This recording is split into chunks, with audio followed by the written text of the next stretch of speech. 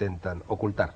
Actualmente coordinas la revista Más allá de la ciencia y diriges, realizas y presentas en Cataluña Radio el programa Sintonía Alfa, centrado precisamente en temas paranormales y esotéricos. Muchos libros, muchos viajes, experto en ovnis y en extraterrestres en general. Andreas, yo querría preguntarte ante todo qué aspectos de la historia humana intentan, a tu juicio, ocultar preferentemente los poderes establecidos. ¿Y por qué? Bueno, evidentemente todos aquellos aspectos que le resten o amenacen con restarle poder al propio poder. Ahí, por ejemplo, no sé, para poner un ejemplo, pues hablar o intentar husmear en la posibilidad de un posible, valga la redundancia, gobierno planetario supranacional, pues es un tema prohibido y escabroso, aunque real. Luego cualquier indicio que ayude al ser humano individual y colectivamente a liberalizarse, a liberarse como individuo, a superarse personalmente, también es un peligro en potencia para cualquier poder que prefiera a sus súbditos en un estado de letargo pseudo intelectual, pero letargo de atontamiento, podemos decir, para que no despierte a una realidad de una independencia individual que no necesita de ningún poder ni de ningún gobierno en sí para llegar a su plenitud. ¿Y tú crees que entre estas voces que intentan acallarse por parte del poder está la voz de la alquimia? ¿Hay algún tipo de persecución latente, implícita de la persecución alquimia? de la auténtica alquimia. La alquimia le enseña al ser humano a ser libre, a integrarse en el cosmos, a ser uno con el cosmos. Y en este sentido sí hay... La alquimia le dice al ser humano que no necesita ningún dominador para ser libre, todo lo contrario, que es él mismo, cada individuo, el que tiene que encontrar su libertad, su integración en el cosmos, darse cuenta que el cosmos y el ser humano, nuestro aparato humano que cada uno tenemos, nuestro organismo, son idénticos, su estructura es idéntica, y de darte cuenta que eres un todo con el cosmos, regresar a tu realidad actual sobre esta Tierra y darte cuenta que todo el cosmos está encerrado en ti mismo. Y por ahí llegas a la verdad, a la esencia. Del cosmos llegan, si es que llegan, los extraterrestres. ¿Tú crees que hay alguna relación entre alquimia y ufología? En el supuesto de que el ser humano sea un producto, no quiero decir creado, fabricado, es más correcto, por ingeniería genética o por otro procedimiento, por otra raza desconocida, o otras razas, en un pasado remoto, y que nos ha creado dentro de unas leyes cósmicas, que romper una lanza por la química y decir que sin química no existiríamos, somos pura química. Estamos construidos sobre bases químicas en cuanto a organismo. En cuanto al factor tiempo, si hay prisa o no hay prisa en el alquimista, evidentemente se intenta con la alquimia anular el factor tiempo, llegar al punto cero de tiempo. Pero hay prisa, porque uno tiene una vida y tiene una limitación en esta vida. Bueno, yo creo que calza muy bien para esto la frase de Goethe, celebérrima, sin prisa y sin pausa. Y sin pausa, sí.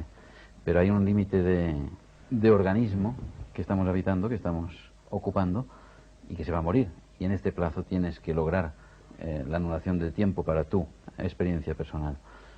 Por lo tanto, es una combinación de prisa y de eternidad. Y bien, esto es lo más urgente que me van a echar. Había pedido antes que todo, ¿estáis con todos brevedad, seguros André, que tenemos que morir? No. Sí, pero no esta noche. No está demostrado que hay que morir. Bueno, ya hemos hecho otro programa sobre eso y volveremos Estamos sobre este en medio, asunto en futuros programas. Estamos en medio. Depende de lo que llamemos muerte, supongo, Irinio. Yo lo que no estoy de acuerdo es en que los científicos actuales, los químicos actuales, sean los alquimistas de hoy. Pienso que en absoluto. Yo creo que no existe una ciencia aséptica. La ciencia es en cuanto tiene una aplicación social, en cuanto tiene un uso social, en cuanto trasciende a la sociedad, ¿no? Entonces, yo pienso que el dilema entre la alquimia y lo que es la química es un dilema de tipo ético, de tipo moral y de tipo filosófico. Es decir, los procedimientos hasta el siglo XVI o XVII eran exactamente iguales. Entonces, yo pienso que la diferencia está en que el científico actúa desde un punto de vista empírico, racionalista, cartesiano, en el sentido de que él analiza la realidad basándose exclusivamente en la razón. Entonces se mitifica la razón, se considera la razón casi como Dios, la razón y la inteligencia del hombre. Entonces eso lo que hace es que refuerza el ego del hombre.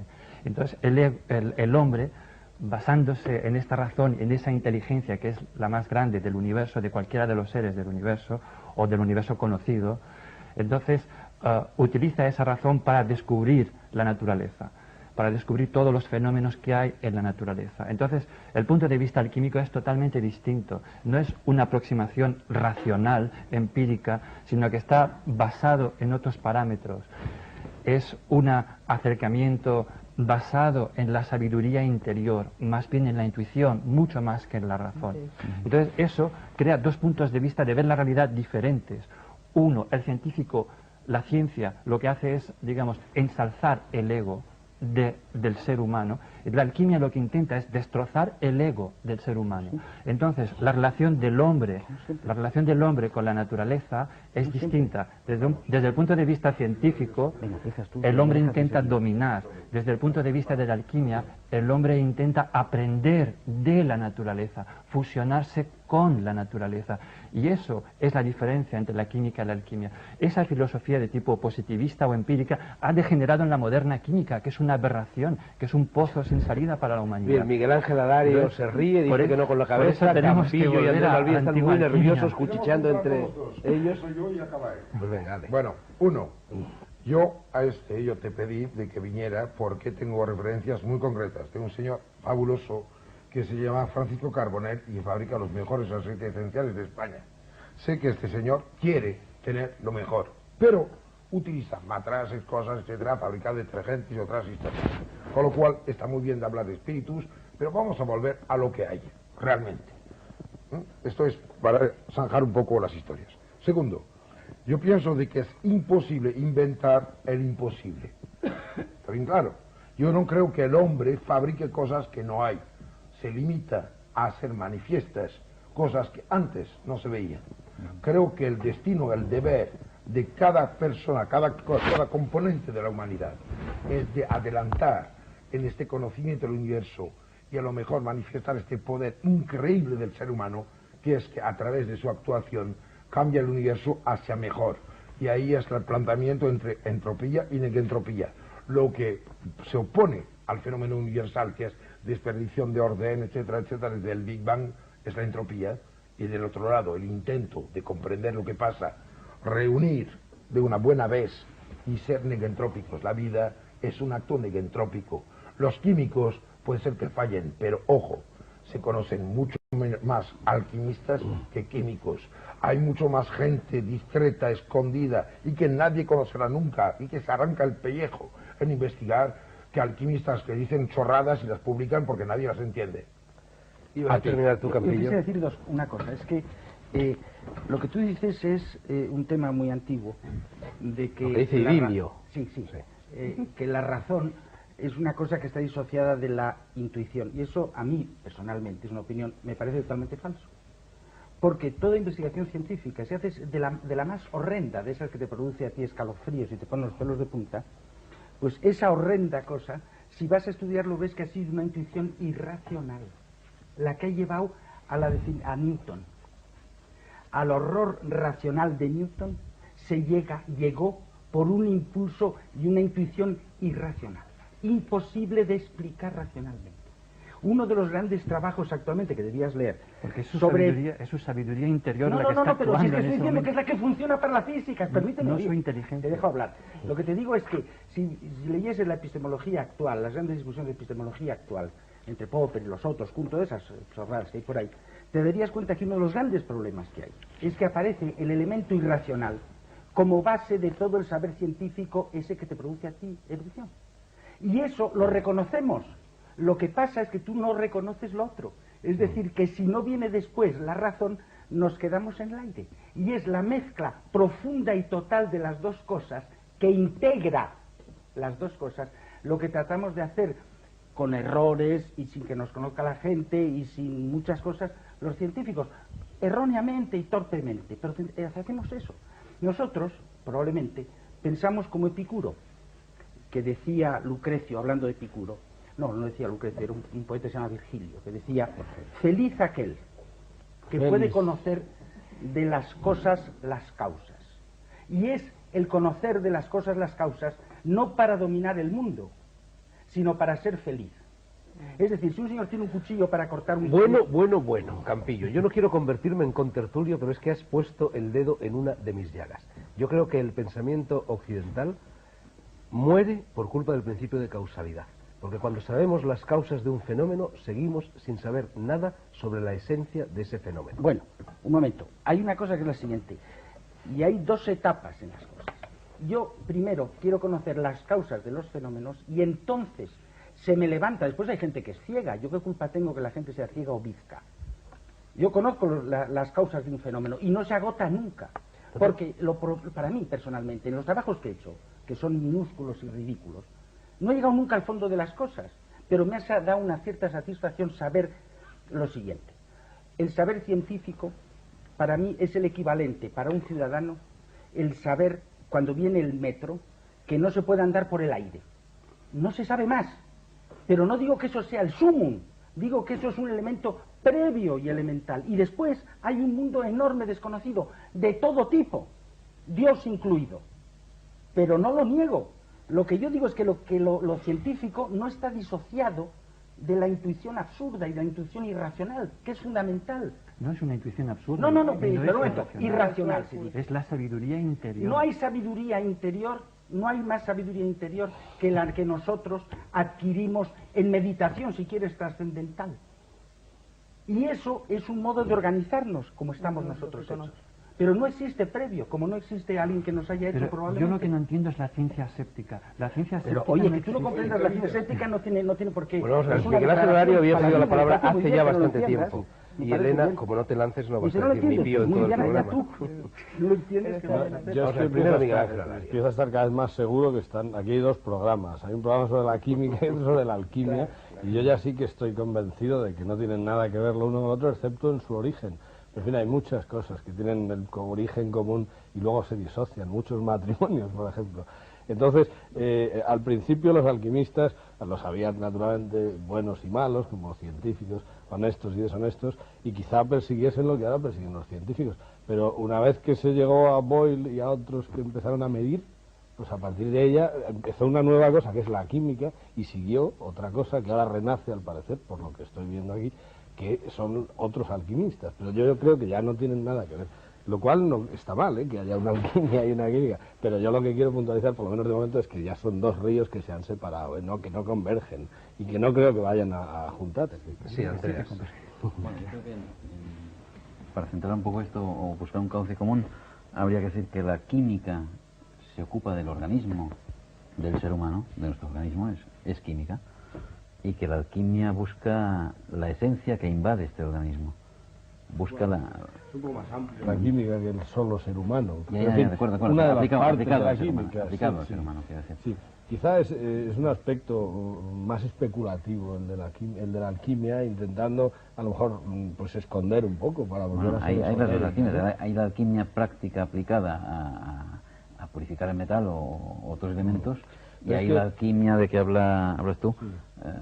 Es que la alquimia la alquimia de purificar los elementos, cuando la química los sabe purificar muy bien, no es una actividad interesante. Es como si ahora usásemos amanuenses para editar El País por las mañanas, o el Diario 16, o cualquier otro periódico. Es decir, que habiendo una imprenta, o una linotipia, o composición por ordenador, escribir todos con pluma de ganso sería bastante duro. Bueno, yo por ejemplo sigo escribiendo con máquina de escribir metálica manual, porque no ha llegado, ni creo que vaya a llegar nunca, no ya al ordenador, sino a la máquina pero solo haces eléctrica. Una copia, mi querido amigo, no haces las... Bueno, hay papel carbón, papel carbón. No haces 60.000. Sí, no. Sí, yo quiero romper una lanza, porque hay una cosa que no se ha levantado ahí. Él, y un poco todos los que están ahí, y yo me siento muy mal, porque yo no soy como él, que está en el Senegal, yo soy un terrorista del conocimiento. Pero bueno, hay una cosa que me molesta mucho, porque se está haciendo una diferencia entre natural y sintético, pero al final, ¿qué ocurre? Que cuando alguien se pone a analizar un compuesto natural, una esencia de romero que tú vas a utilizar, y la intenta recomponer, la diferencia va a radicar únicamente en lo que todavía no ha llegado a saber. Ahí está. Y que, claro está, de que la ciencia va hacia un destino de comprensión total. Y la alquimia también. Y si la alquimia quiere preservar un misterio, una oscuridad, un velo túpido o cualquier cosa y saca ahí encima, pues lo siento, es un paso hacia atrás. Porque el futuro de la humanidad ahora depende exclusivamente de un acuerdo entre la gana de vivir, de ser feliz, de existir, de que las flores nazcan y las necesidades que nacen de la multiplicación y proliferación en cantidad del género humano. Es sin ningún tipo de duda cierto de que se podía vivir a 20 kilómetros de un sitio en el cual se arreglaban las pieles hace de estos 200 años. Hoy día hay que vivir a la vera misma de la planta que fabrica el azúcar que te vas a poner en el café, aunque odies el olor de la fábrica. Y habría que resolver un problema, que es el de responsabilidad personal.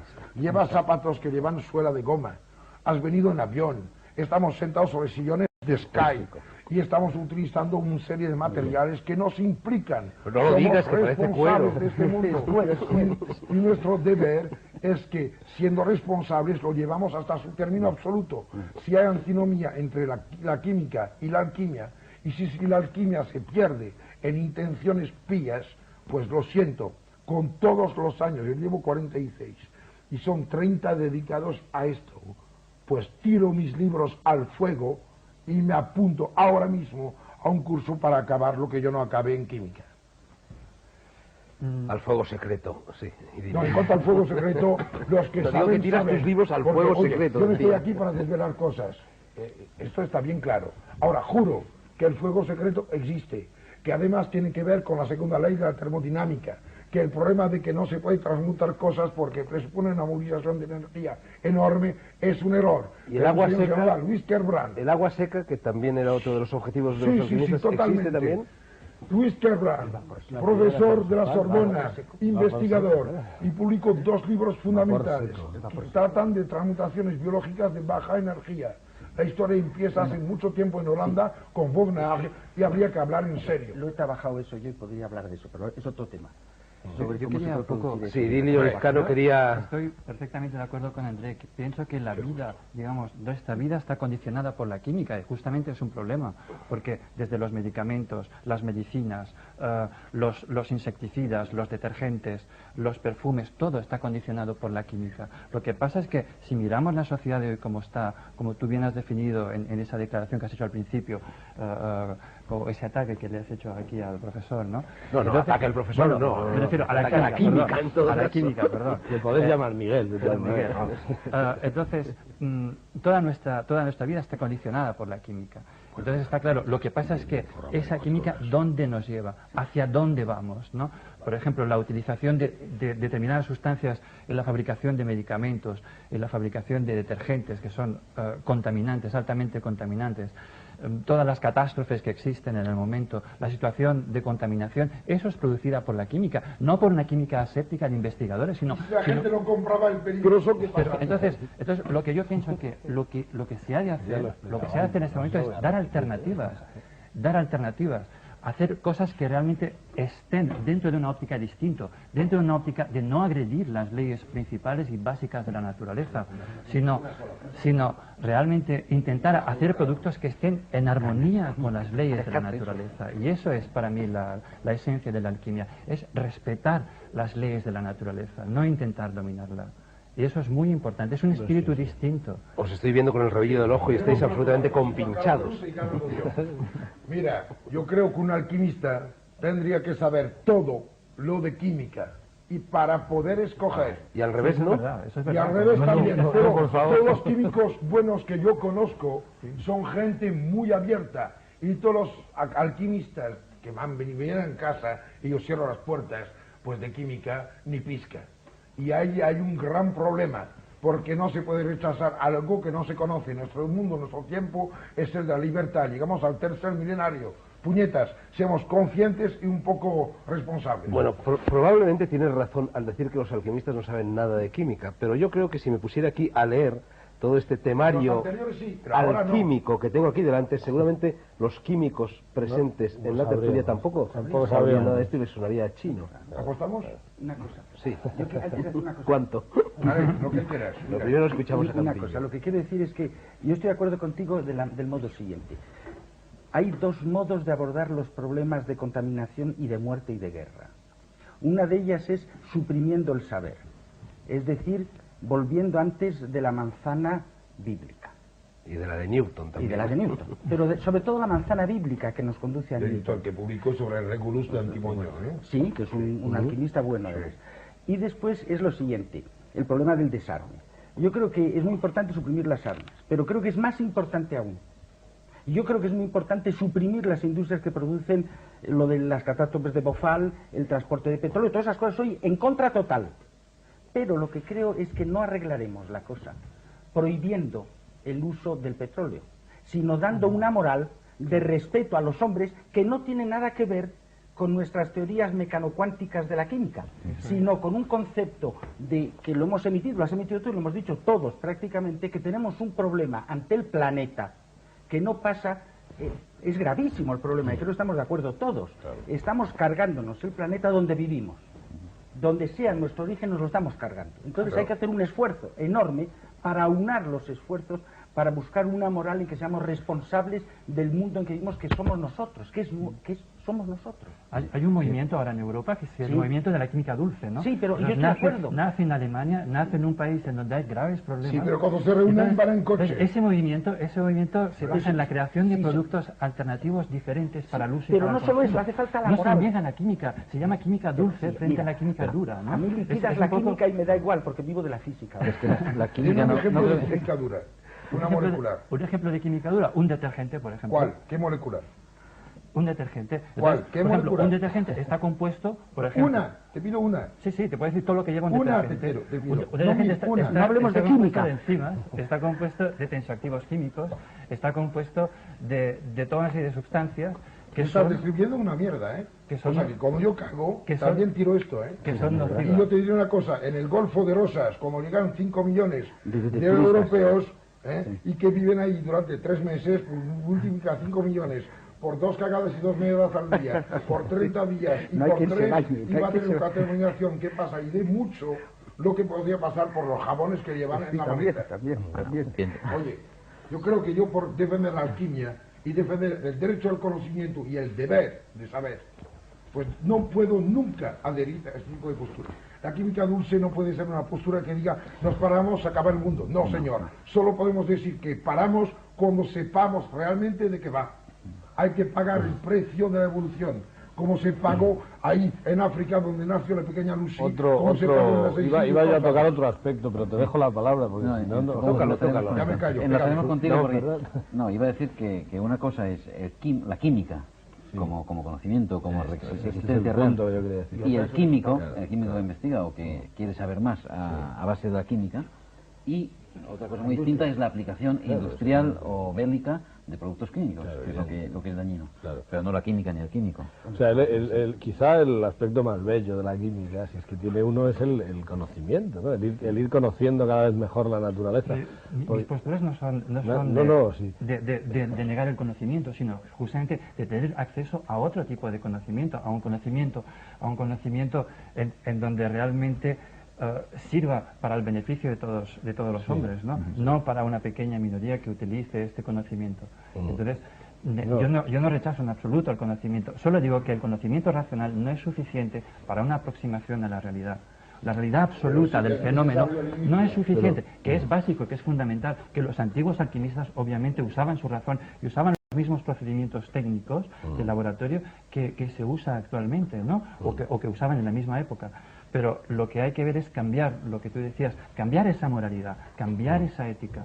Entonces, no se trata de negar la química, se trata de hacer una química humana, una química al servicio del hombre, una química positiva. Pero para eso no hace falta la alquimia. Para eso no hace falta la alquimia. Ese es el espíritu de la antigua alquimia, porque la química moderna destroza el planeta. Yo quería puntualizar, y cedo la palabra enseguida, que la mayoría de los alquimistas eran charlatanes que querían lucrarse. En eso no estoy de acuerdo. La mayoría. Luego había unos luego había unos señores purísimos que querían efectivamente descubrir la piedra filosofal y venderle el oro a Eduardo II de Inglaterra. Pero no. Lo siento, es un Te ocupas de supraconductividad. El hombre que me puso en mano esta muestra y que me hizo ver, este hombre trabajaba en Francia, au Gaz de France. No era Fulcanelli, porque, bueno, si lo fuera, pues mira, ya se me revientan todos los esquemas. Pero era un señor capaz de discutir realmente de manera seria de todo lo que se sabía. No olvidemos de que cuando en 1938 Jacques Vergier manda un memorio a la Academia de Ciencia en Checoslovaquia y se hace el experimento, se hace la primera transmutación de sodio en berilio. No hay que olvidar esto. Todos sabemos cómo se puede hacer oro. No es rentable y no tiene interés. Claro, y diamantes. Yo sé hacer diamantes. Hombre, claro, y aquí no tengo ninguno. Se acaba de hacer los 50 caro. años de una empresa, a un vale en Suiza, que fabrica diamantes, esmeraldas, rubíes, corindones, lo que a ti te dé la gana, y hasta piedras que no existen. Tenemos el deber de cumplir con el universo que nos rodea, con los que están cerca de nosotros, y esto de ser bueno no basta para que sea eficaz. El camino al infierno está pavado, pero pavimentado de buenas intenciones, y a mí me da miedo. Quiero volver a lo que decía Idilio antes. Es evidente que si todos los millones de habitantes en el planeta fuéramos cada uno un alquimista con espíritu alquimista, yo no digo hacer práctica inmediata de alquimia, sino espíritu alquimista, no habría ningún problema, ni de ecología ni tal. Todos respetaríamos a todos y a la naturaleza y al universo. Todos sabríamos que formamos parte, que somos un gran ser vivo, que tú estás de acuerdo conmigo, André, que la humanidad es un ser vivo en su conjunto y que a veces el universo es otro gran ser. Me apunto como leucocitos, ¿vale? Sí, Campillo, sí. Yo lo que digo es que yo no estoy tan seguro que si todos fuésemos químicos o si todos fuésemos alquimistas las cosas marcharían mejor. Yo creo que las cosas pueden marchar mejor porque, como has dicho tú, los químicos van por un lado y los alquimistas anuncian otras cosas por otro. Es decir, como hay dos posibilidades, por lo menos, de ver las cosas, esto nos da un margen de libertad y de alertarnos mutuamente. Porque el problema donde pueden coincidir, no como ciencia ni saberes, es en la necesidad que tenemos de salvar el planeta. Claro.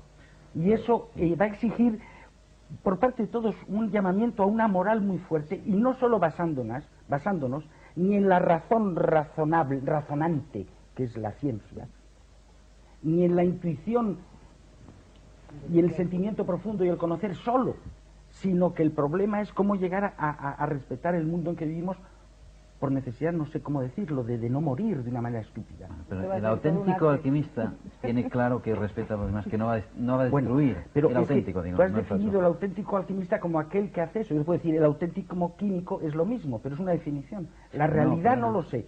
Porque un auténtico químico puede estar al servicio de una industria que fabrique armamento químico. Y si hubiera una industria... ese sería un poco el equivalente del alquimista charlatán, que también ha salido a relucir.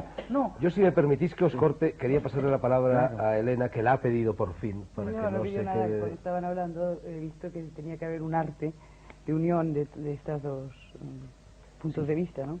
Bueno, el arte debemos tener nuestros puntos de vista diferentes, hace falta que seamos diferentes. Lo importante es que querramos algo en común. Con pero mira, distintos. Las cosas son lo que son. ¿Tú te crees que mirar a este de manera diferente lo va a cambiar? Esto de los dos puntos de vista, ese es mi punto de vista. Cambia el observado. Pero eso es mi punto de vista. Es que el problema radical está probablemente en dos cosas. Uno, la implicación del experimentador en las experimentaciones de alto nivel. Uno. Dos, en el hecho de que cada vez que hacemos un trabajo, tú y yo, tenemos que calcular error absoluto y error relativo. Sí. Pero hay otra cosa. Hay un físico muy grande que se llamaba Niels Bohr, y que fue el inventor de la mecánica cuántica, y contaba a otro físico lo siguiente. Le dice, estaban visitando en su país el palacio del castillo que se suponía que había vivido Hamlet.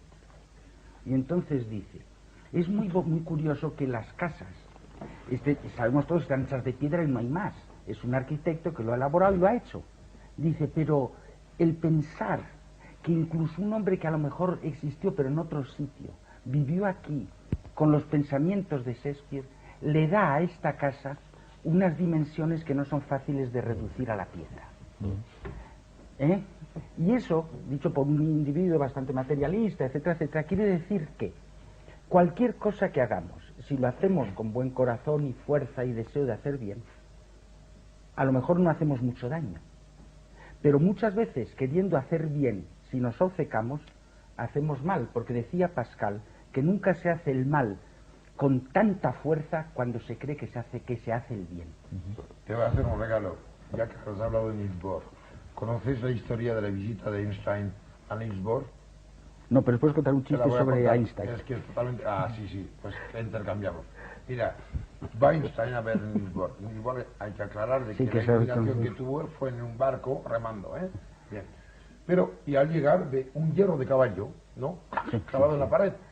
Y ahí, pues, el Einstein le coge uno de esos cabreos repentinos, es soberbio, con pelo así. Dice, ¿cómo? ¿Tú te crees que esto puede influir y tal? Dice, no, hombre, ni por sueños. No, esto nada es superstición en absoluto. Pero el drama es que funciona.